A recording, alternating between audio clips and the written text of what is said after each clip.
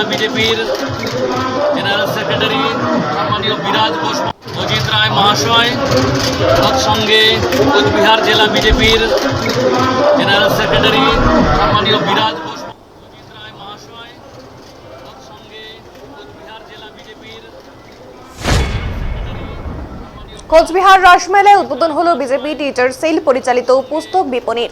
সংগঠনের কোচবিহার জেলা কমিটির পক্ষ থেকে খোলা হলো এই বুক স্টল। মঙ্গলবার সন্ধ্যা 7টা নাগাদ এই বুক স্টলের উদ্বোধনী অনুষ্ঠানে উপস্থিত ছিলেন বিজেপির জেলা সাধারণ সম্পাদক বিরাজ বোস, মিনতি ঈশ্বর, বিজেপি টিচার সেলের কোচবিহার জেলা কনভেনার চিত্তরঞ্জন দত্ত সহ অন্যান্য নেতৃত্বরা।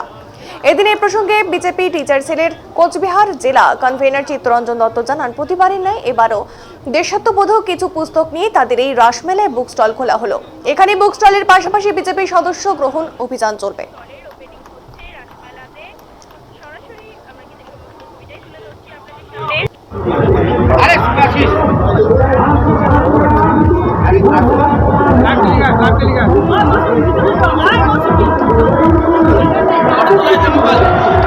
অজিত রায় মহাশয়, তৎসঙ্গে কোচবিহার জেলা বিজেপির জেনারেল সেক্রেটারি সম্মানীয় বিরাজ ঘোষ নেতৃবৃন্দ, জেলা বিজেপির আমরা প্রতিবারই রাসমেলার সময় বিজেপি টিচার সেলের পক্ষ থেকে আমরা প্রতিবারই বুক স্টল দিই। এবারও আজকে বুক স্টলের শুভ উদ্বোধন হলো।